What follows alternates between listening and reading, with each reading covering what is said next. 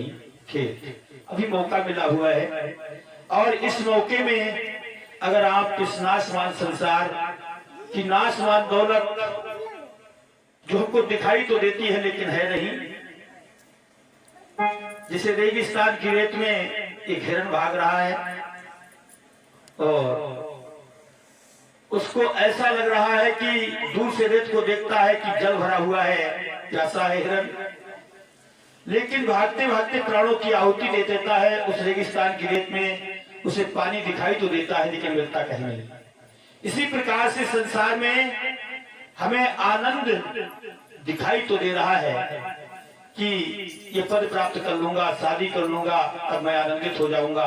आप विचार करके देखें, ये आस ही रह जाती है, लेकिन आनंद से वो व्यक्ति वंचित हो जाता है, तब तक जीवन समाप्त हो जाता है। इसलिए हमारे गुरुदेव भगवान साकार घट में प्रकट होकर के आए और उन्होंने अपने निजरूप का बोध कराया कि आपका जो निज रूप है, इस निज रूप का बोध करो, इसका अभ्यास करो, क्योंकि आपका जो निज रूप है वो आनंद स्वरूप है, ज्ञान स्वरूप है, साक्षी स्वरूप है, वो सबका आधार है, वो अजर अमर अविनाशी है, वो पैदा होने वाला मरने वाला नहीं है।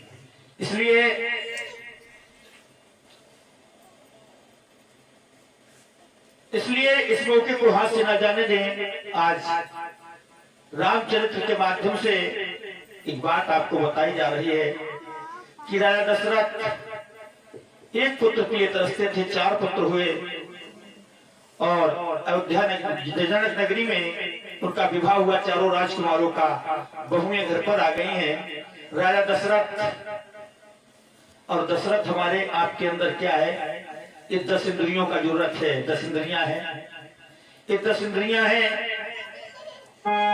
और 10 इंद्रियों के ऊपर जो बैठा हुआ मन है, यही दशरथ है। अगर ये मन इंद्रियों का गुलाम बना रहेगा तो कहते हैं, एक ये भी सूत्र बताया जाता है, 10 इंद्रियों का रथ है जिसमें मन रूपी घोड़ा मचा हुआ है। इसकी लगाम अगर गुरु के हाथ में होगी तो ये मन गुरुमुख हो जाएगा, हंस बन जाएगा, तो ये मोती चुप चुप खाएगा। और जब तक ये घोड़े की लगाम किसी के हाथ में नहीं होगी, गुरु के हाथ में नहीं होगी, तो ये मन इंद्रियों के क्षेत्र में भाग करके जहां इसको हरी हरी घास दिखाई देगी, इसे भोगों की, ये उस तरफ भागेगा और आपका जीवन बर्बाद हो जाएगा, आप वंचित हो जाएंगे।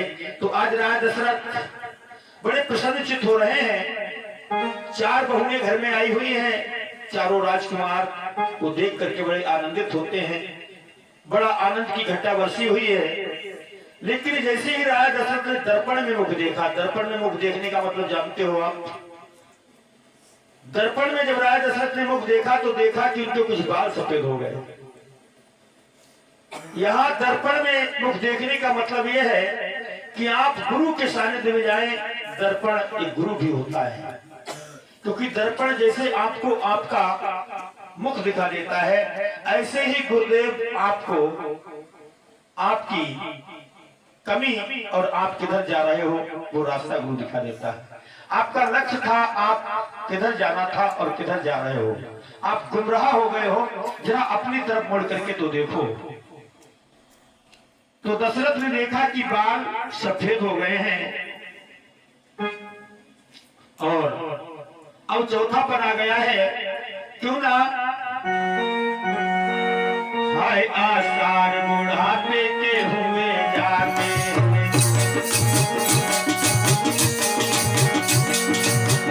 हाय आसार बुढ़ापे के हुए जाते हैं, और हम जिनकी तरह, और हम जिनकी तरह, और हम जिनकी तरह रोज ढले जाते।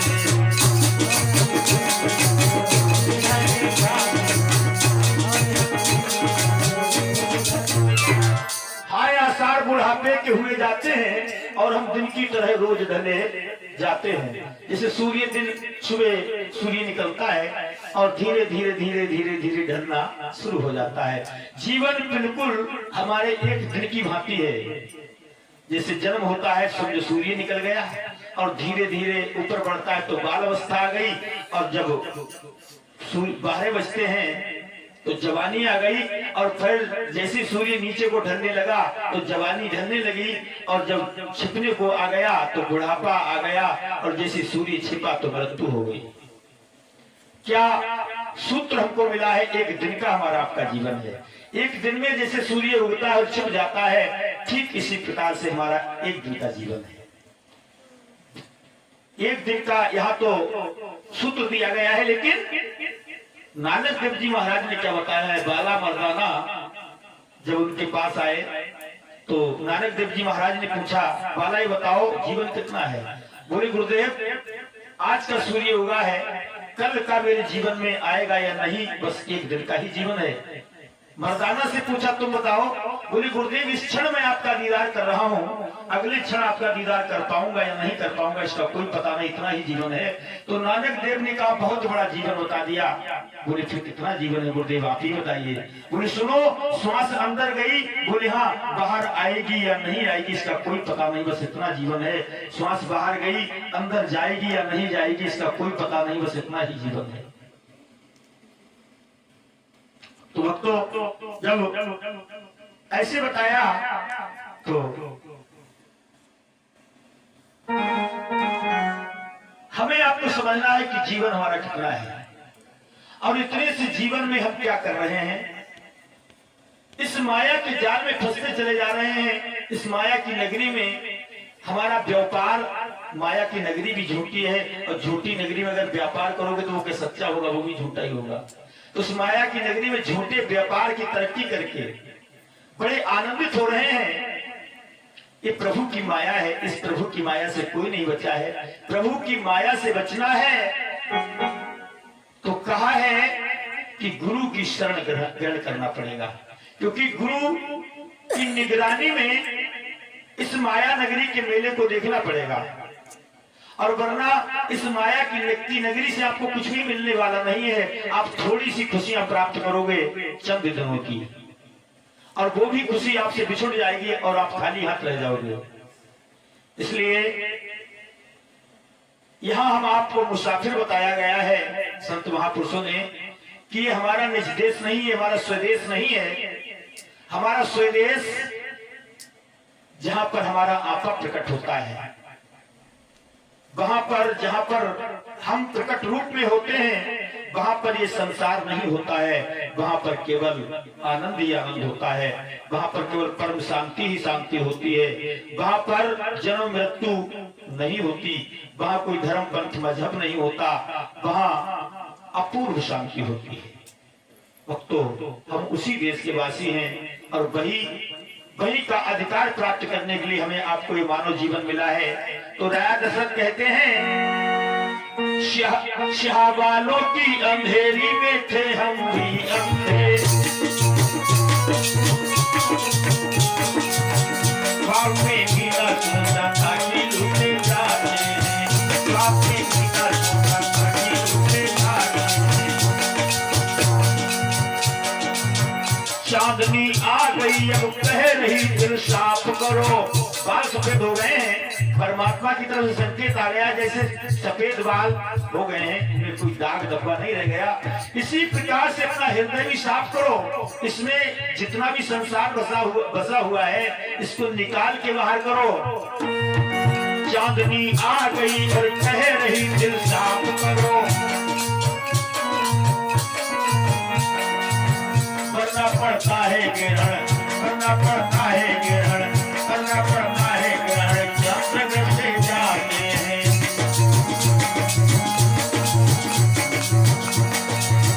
आए आषाढ़ बुढ़ापे के हुए जाते हैं।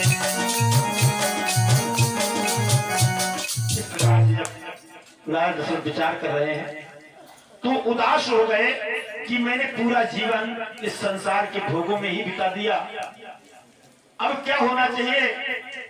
अब ये जीवन जब खत्म हो जाएगा तो मेरा क्या हाल होगा, मुझे कहां जाना होगा, मेरी क्या गति होगी, इसके बारे में तो विचार ही नहीं किया।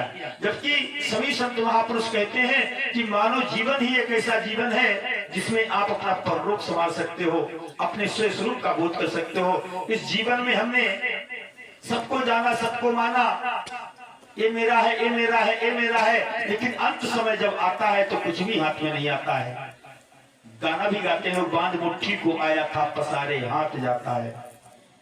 मुट्ठी बांध करके आया था, लेकिन जब जाता है तो क्या लेकर के जाता। सिकंदर बहुत बड़ा बादशाह था, बड़े बड़े राजाओं को जीत करके, उनको मार करके सबका धन इकट्ठा कर रखा था उसने, बहुत सारा धन था। लेकिन उसके पास लुकमान हकीम थे।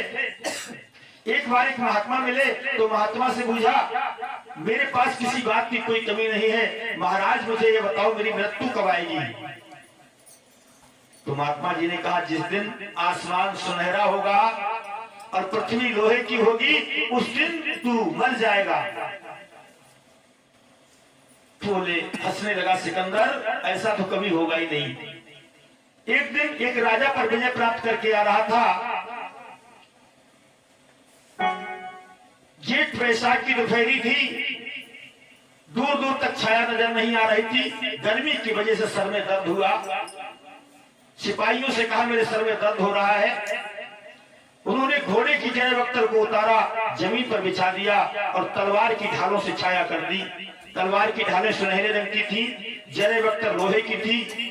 और जब वो लेटा तो उसने आसमान की तरफ जब नजर उठाई तो सुनहरा सुनहरा सब कुछ ऊपर था। नीचे देखा तो लोहे के ऊपर लेटा हुआ था। महात्मा के वचन याद आ गए, लगता है आज मेरा अंत समय आ गया है। लुकमान हकीम को बुलाया और लुकमान हकीम से कहा, मेरी नब्ज को देख करके बताओ मेरा हाल क्या है। लुकमान हकीम ने नब्ज को देखा, कहा, राजन आपका अंत समय आ गया है, कुछ ही क्षण बचे हैं आपके जीवन के। बोले, इतना समय नहीं हो सकता, कोई ऐसी दवाई दो ताकि मैं घर तक पहुंच जाऊं। लुकमान हकीम कहने लगे, अब नब्ज आपकी ये बता रही है, जो मेरी समझ में, मेरे हिसाब से जितनी भी मैंने योग्यता हासिल की इस वैद्यगिरी में, उस हिसाब से मुझे ऐसा लग रहा कि इस बीमारी की मेरे पास कोई दवा नहीं है। इस बीमारी की मेरे पास कोई दवा नहीं है। तो कहा, मैं सब कुछ तुमको दे दूंगा, लेकिन मेरी इतनी आयु बढ़ा दो, इतनी सांसें दे दो मेरे लिए कि मैं घर तक पहुंच जाऊं। तो कहा है कि जो श्वास हमें आपको मिली हुई है ना, जो आ रही है और जा रही है, तीनों लोगों की संपदा भी अगर इसमें लगा दी जाए फिर भी आप एक सांस बढ़ा नहीं सकते हो। इसलिए संतों ने कहा, तेरी श्वासा खाली जात है जो 3 लोग का मोल। प्रत्येक श्वास में उस परम पिता परमात्मा का सुमरन होना चाहिए, जो परम पिता परमात्मा इस मानव मंदिर, हृदय रूपी मंदिर में बैठा हुआ है। दूसरे से ही प्रेम करते रहे, दूसरे के ही अधीन बनते रहे, कभी स्वाधीन बनने का विचार ही नहीं आया। तो हमारे गुरुदेव भगवान ने हमको एक ऐसा ज्ञान का मार्ग दिया है जिसमें पराधीनता खत्म हो जाती है। और बाबा ने भी कहा है, पराधीनता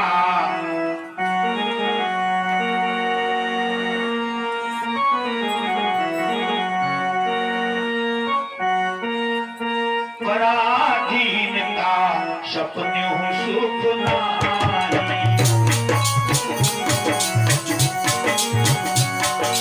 पराधीनता सपन्यों सुख नारी, कर विचार देखो मनमानी।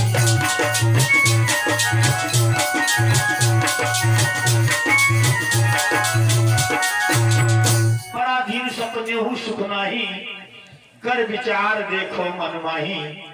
पराधीन अगर सपने में हो तो वहां भी भय लगता रहता है, लेकिन जब तक आप स्वाधीन नहीं बनोगे, तो स्वाधीन बनने के लिए हमें आपको मानव तन मिला हुआ है भक्तों। इसलिए आज राजा दशरथ पराई आशा में ही जीते रहे, पराई आशा में जीते रहे। और जब आज उनको विचार आया कि अब सब कुछ खत्म होने वाला है, वारंट आ गया है, तो क्या करना चाहिए कुछ समझ में नहीं आ रहा है। गुरु जी के पास जाते हैं और कहा कर जाकर के, गुरुदेव बोले क्या?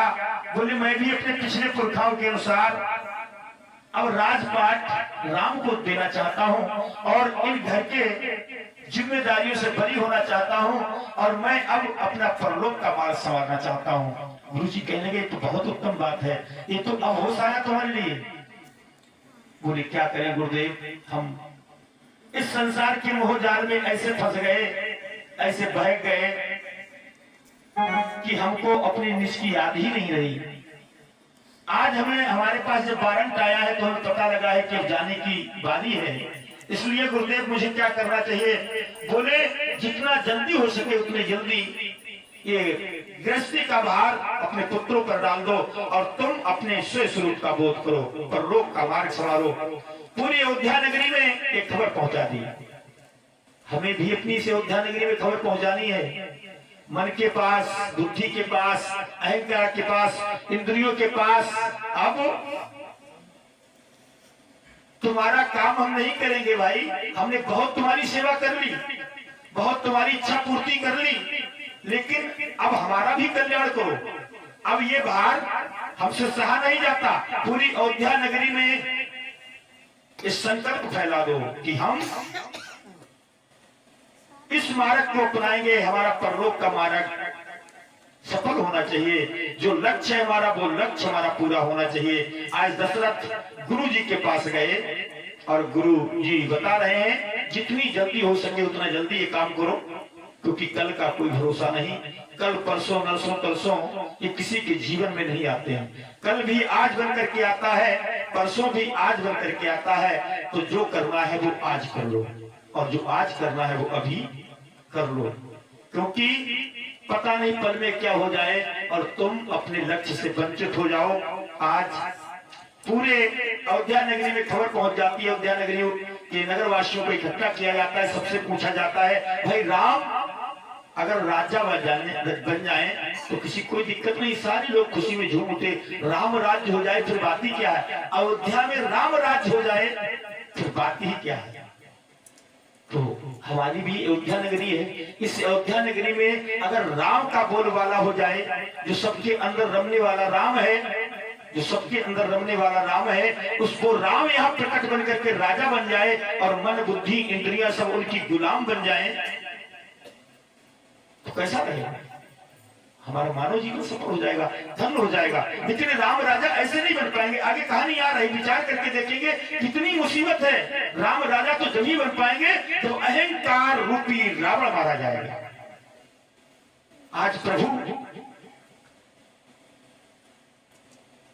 के बारे में जब राजा दशरथ ने विचार किया कि राम को राज्य दे दिया जाए और मैं अब चौथे पद की अवस्था प्रभु को अर्पण करना चाहता हूं, सारे अयोध्यावासी तैयार हो गए। हुआ क्या? घर घर में पूजे चौक गए, बहुरंग पताका फहरा।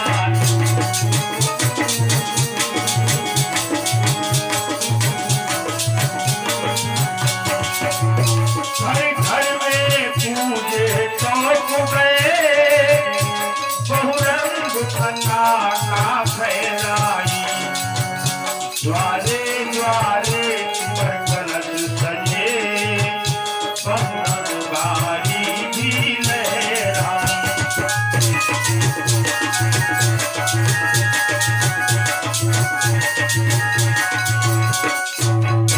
अब तो द्वारे द्वारे पर कलश सजे गए, गलियां सजाई जाने लगी, झूमरे लटकाई जाने लगी, बंधनवारी लगाई जाने लगी। जैसे कि राम कृपाल और शीशपाल ने अपने घर पर बंधनवारी लगा करके सजाई है, ऐसे ही सजावट पूरी अयोध्या नगरी में की गई। राम राजा बनेंगे, राम राजा बनेंगे। भक्तों, ये जब चर्चा फैल गई राम राजा बनने जा रहे हैं, देवता लोग बड़े परेशान हुए, भक्त लोग आए। नारद जी आते हैं और जब राम राजा बनने के लिए जा रहे हैं तो उन्होंने आकर के प्रभु से कहा, प्रभु आपका तो अवतार हुआ था दुष्टों का नाश करने के लिए, आपका तो अवतार हुआ था दुष्टों का नाश करने के लिए, और आप तो राजा बनने जा रहे हो, और राजा बन जाओगे तो दुष्ट मारा कैसे जाएगा? प्रत्येक पात्र में हमें संदेश मिल रहा है अपने निज रूप के जुड़ने का। संत महाराज बनकर के आए राम जी के पास। ये राम इस समय कौन है? दशरथ के बेटा है, और यही राम चौथे राम है, जो सबके अंदर रमने वाले राम है। हमारे अंदर जो रमने वाला राम है वो चौथा राम है। यहाँ पर ये मन तो राजा बनने जा रहा है, तो मन में भी वो राम रमे हुए हैं, मन भी प्रकाशित तो नहीं राम से तो हो रहा है। बताया भी गया है, तेरे मन में जो मोती है, मोती में ज्योति है।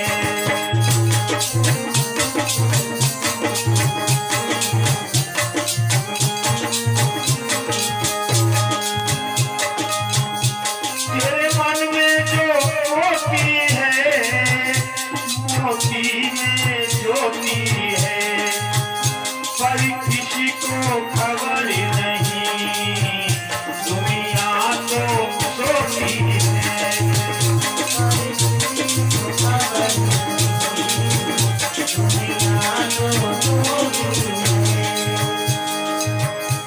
वो मोती है लाखों का, सौदा नहीं बातों का।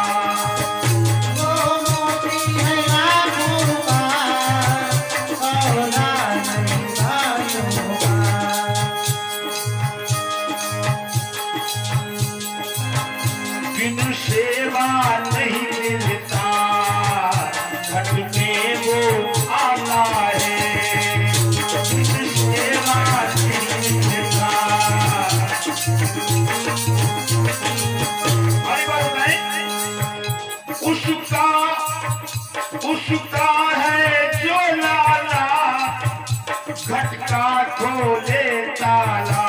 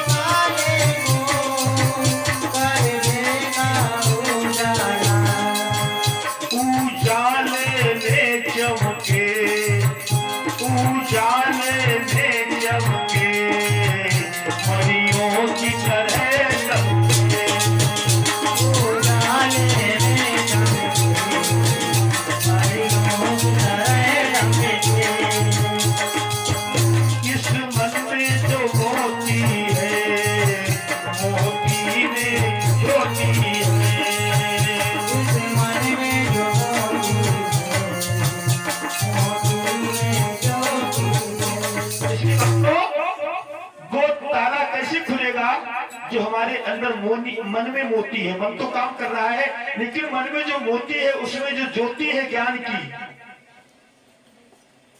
मन में जो ज्ञान की ज्योति है, वो ज्योति कैसे प्रकट होगी, उसका उजाला कैसे फैलेगा, वो मणि कैसे प्रकट होगी।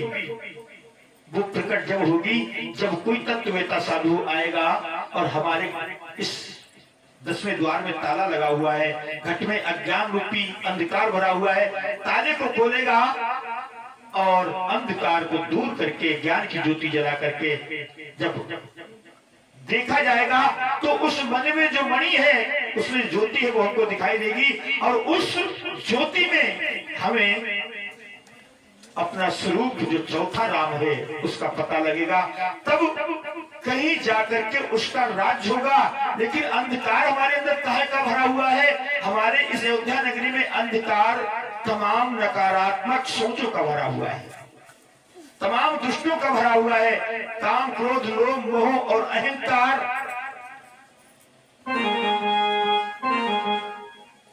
ये नाना प्रकार के असुरों का, ये असुर हैं इस अयोध्या नगरी में अंधकार फैलाए हुए। तो जब तक आप इनको नहीं मारेंगे, गल्ला का नाम क्या है, राजग्राम शोहरा की तरफ से, सहारू की तरफ से 11 मुद्रा अर्पित करते भगवान कुशाल करें और शीश पाल कुशवाहा और उनकी धर्म पत्नी नेहा कुशवाहा 21 मुद्रा प्रभु कथा में अर्पित करती भगवान दृष्टि बसाते रहे। प्रेम सुनिए लखनाथ भगवान की, बोलिए गुरुदेव भगवान की। और प्रदीप 21 मुद्रा राम कथा में अर्पित करते भगवान कुशाल करें, निहाल करें, भोला भंडार भरे।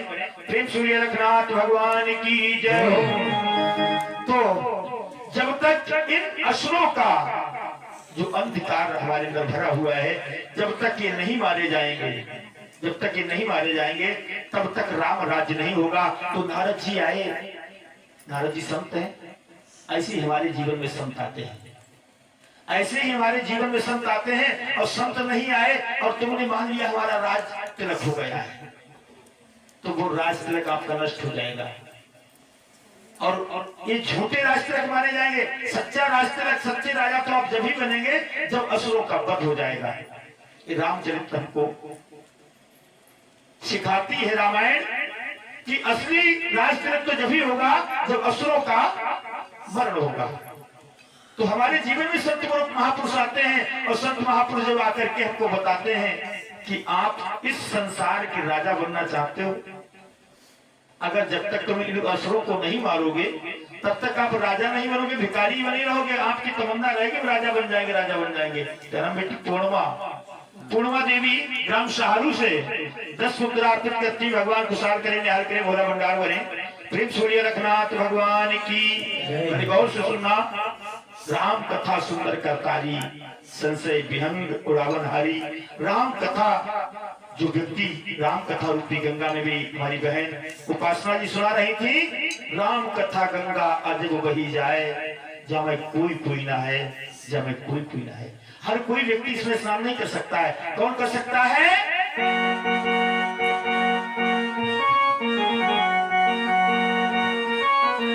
राम कथा के बेअधिकारी,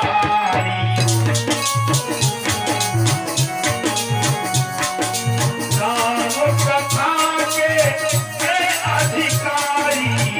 वे कौन होते हैं?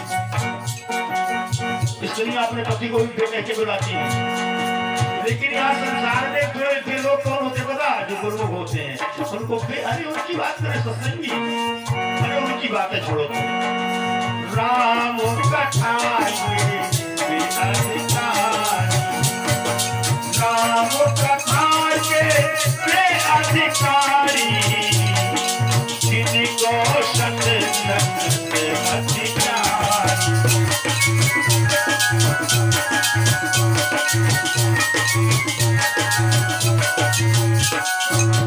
जिनको सत्संगत प्रिय लगता है, सत्संग मिल जाए तो सब कुछ भूल जाते हैं। खाना पीना, उठना बैठना सोना, सब नींद उनकी उड़ जाती है, जो इतना सत्संग से प्यार करते हैं। और ऐसे लोग जहां भी रहते हैं वो बड़े भाग्यशाली होते हैं, वो बड़े प्रभु के प्यारे होते हैं। उनके हृदय को, उनके घट को आप भगवान का जीता जागता हर मंदिर समझो। उनके लिए जो प्रणाम करता है, उनके जो दर्शन भी कर लेता है, वो जहां पर चले भी जाते हैं ना, तो वहां ऐसी ऊर्जा फैल जाती है, उनका दर्शन करने से वो शांति आती है। लेकिन किनको आती है? जो प्रिय होते हैं। और ये आज का कुशवाहा ग्राम गुहाय से, आस्था कुशवाहा ग्राम गुहाय से 10 मुद्रा अर्पित करती, भगवान खुशहाल करे, निहाल करे, भोला भंडार बने। प्रेम सूर्य रखनाथ भगवान की जय हो। तो भक्तों, ऐसे संत के दर्शन करना बिल्कुल सच्चिदानंद भगवान के दर्शन करना माना जाता है। सच्चिदानंद भगवान के दर्शन करना है कि साकार रूप में ना, तो संतों के दर्शन कर लीजिए। लेकिन कौन से संत? आजकल संतों की पहचान बड़ी तगड़ी हो गई ना, इसका भी बोध हमें सत्संग में ही पता लग पाएगा। नहीं तो गली गली गुरुआ फिर कोई कंठी माला लो, तुम स्वर्ग जाओ चाहे नरक जाओ, हमें दक्षिणा दो, ऐसे गुरु से काम चलने वाला नहीं है। तो भक्तों, राम कथा के अधिकारी, जिनको सत्संगत अति प्यारी, और ऐसे संत महापुरुष जो जिनको सत्संग प्यारा लगता हो, ऐसे संत महापुरुषों का दीदार हो जाए, या उस सत्संग के हम भी दीवाने बन जाएं, तो कैसे बनेंगे? संगत करेंगे ना तभी। क्योंकि राम जी ने सभी को बताया था, प्रथम भगति संतन कर संगा, और दूसरी भक्ति मम रति कथा प्रसंगा। प्रथम भक्ति, अगर भक्ति के मार्ग पर चलना है तो भक्ति की बुनियाद डालनी है, तो संतों का संग करो। संतों के संग राजरी तेरी भली बनेगी, बुरी नहीं बनेगी। संतों का संग करोगे तो भली बनेगी, बुरी नहीं बनेगी। और संतों का संग त्याग दोगे, संसार का संग करोगे तो बुरी ही बुरी बनेगी, अच्छी नहीं बनेगी। क्या जीवन की रीत, रास्ता सब बुरा ही बुरा बनेगा। इसलिए अगर अच्छी बनाना है तो संतों का संग करो। आज नारद जी आए, जिनकी कभी बात रद्द ही नहीं होती, संतों की बात रद्द नहीं होती। संत जहां पहुंच जाए, संतों के संग जो करता है, जैसे तुम वैसे किसी का संग करने जाओ ना, तो या तो तुम्हारा रंग किसी के ऊपर चढ़ जाएगा या उसका रंग तुम्हारे ऊपर चढ़ जाएगा। लेकिन संतों के संग जाओगे ना, तो तुम्हारा रंग संतों के ऊपर नहीं चढ़ेगा, संत का ही रंग तुम्हारे ऊपर चढ़ेगा। ये पक्की बात है। तो नारद जी आए और प्रभु से कहने, प्रभु आपका तो राज तिलक होने जा रहा है, आपका राज तिलक हो गया तो फिर अहंकार कैसे मरेगा? रावण मतलब रावण कैसे बनेगा? जिसने सारे भक्तों को परेशान कर रखा है, ना भजन सुमन करने देता है, ना यज्ञ करने देता है, कोई अनुष्ठान करने नहीं देता है। वो जब तक मारा नहीं जाएगा तब तक राम राज्य कैसा, राज तिलक कैसा? प्रभु पहले उसे तो मारो, बड़ी झंझटें हैं, पहले उनको तो निपटाओ। प्रभु कहने लगे, ठीक कहते हो आप, मैं अभी व्यवस्था करता हूं। फौरन जाते हैं केके मैया के पास। केके मैया से कहा, माँ, और केके मैया बहुत प्यार करती थी राम जी से।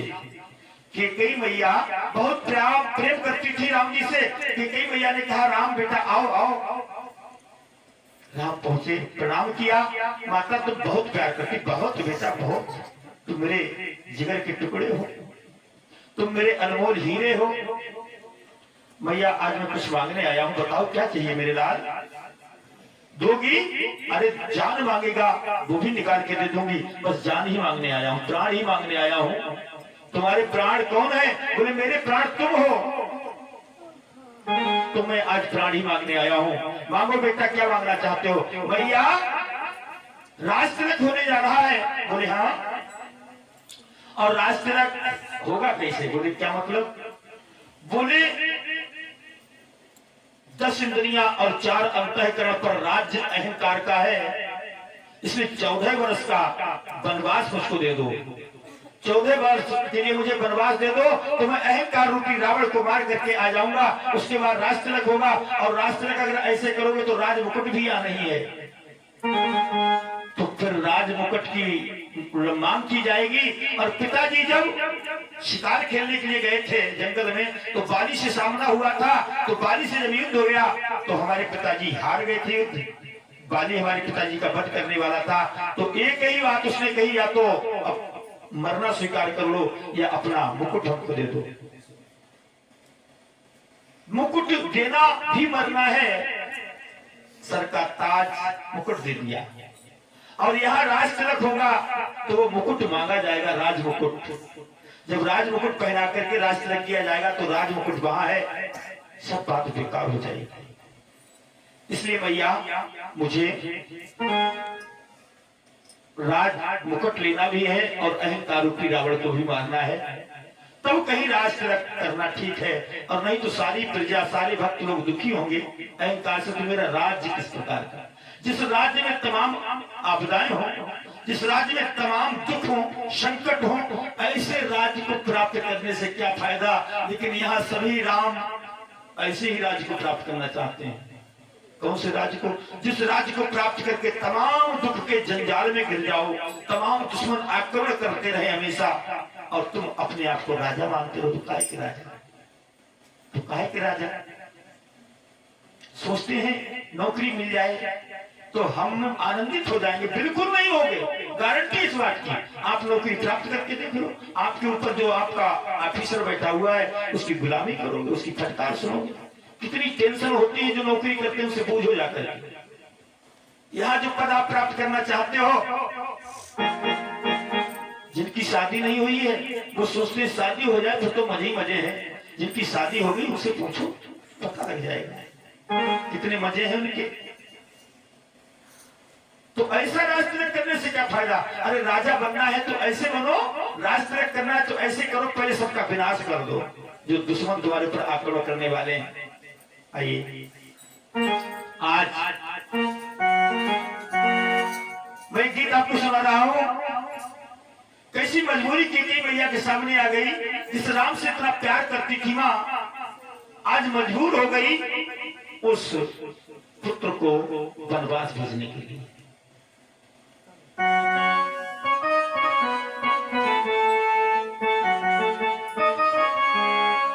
आज मजबूर